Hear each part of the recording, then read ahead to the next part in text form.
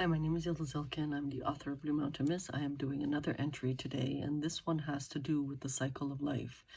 In the cycle of life, the little person is always the one at the very tiniest, minute position. That would probably be Hanna. If you notice, it's black.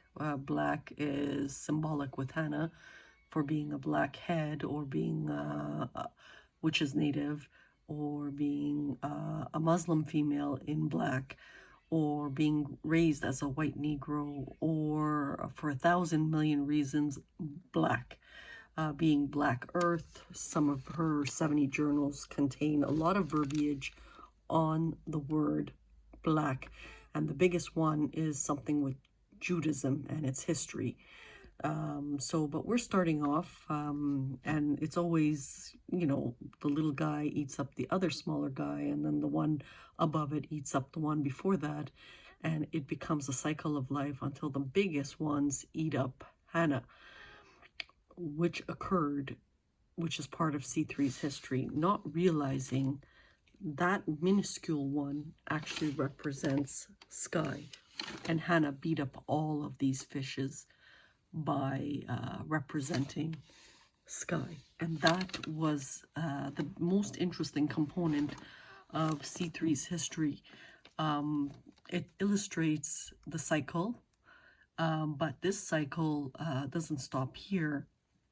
It stops with her finishing the most critical component, which is the proposals written in the Real Evolve. Now, the Real Evolve is just one of 70 journals that broke a record. It is part of her Sun collection. One of those other ones is Blue Mountain Mist, which is also her writing. Blue Mountain Mist is linked to the Historical Society, and all of these collection of work belongs to Vatican number 2. Now, when we think of Sky outranks every single person, and that is what happened. When we look at the Star of David, it's always a triangle. It's almost like a mount, but rarely do we talk about the actual star. Hanna now, which is very, very interesting right over here, her name is Star. And why is it linked to the Star of David? Because of her conception. And again, it's a journal part of her divination work. It's really, really interesting. Now, she was counseled absolutely under no condition to bring this work out.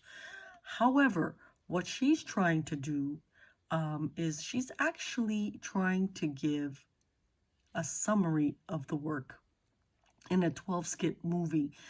And the reason is it contains components of the Real Evolve. And it's very important that we understand how Sky landed in 1967 and started off at this level here, and got so many countries. Now, when we think of the big fish, don't think of it as just securities in the United States or Canada. Think about it as many countries evolve. Many countries intercepting also this particular little person, because they saw it as too much revenue, and they wanted a particular form of existence in Canada, in the United States. Again, the individuals who manage the globe historically take turns in trying to be fair to all walks of humans.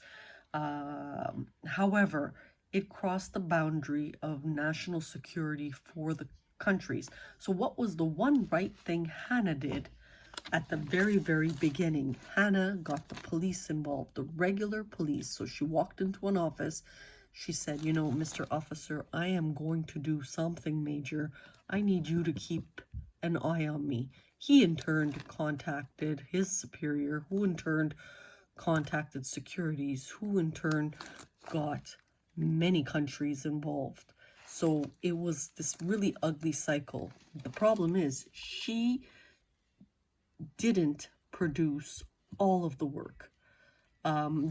breaking down the big one, breaking down this one, breaking down this one, breaking down this one, and getting the divination component intermixed with her work.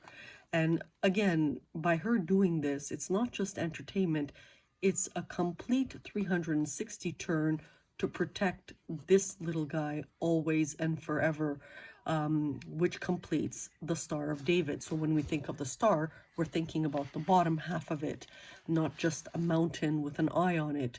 We want to reverse that and think of the actual physical star. And what a fluky story that her name is linked to something of the Star of David, a title that even Jews themselves did not know this information. And here is why: because the Turks, they got the Turks involved, and they quietly hushed Hanna in the whole process. Hanna turned around and whacked them.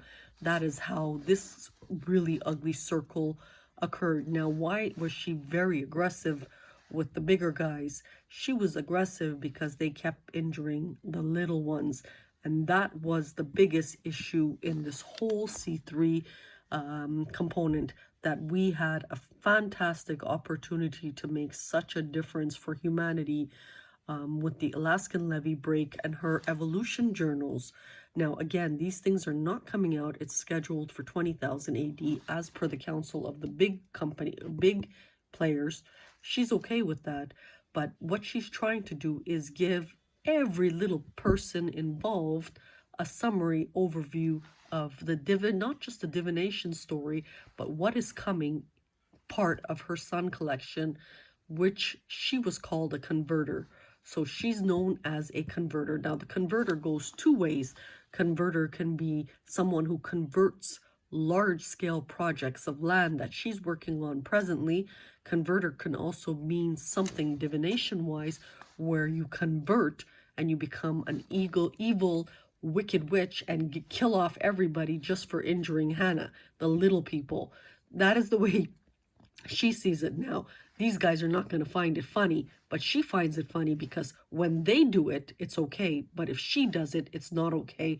And, you know, that's just the way life is.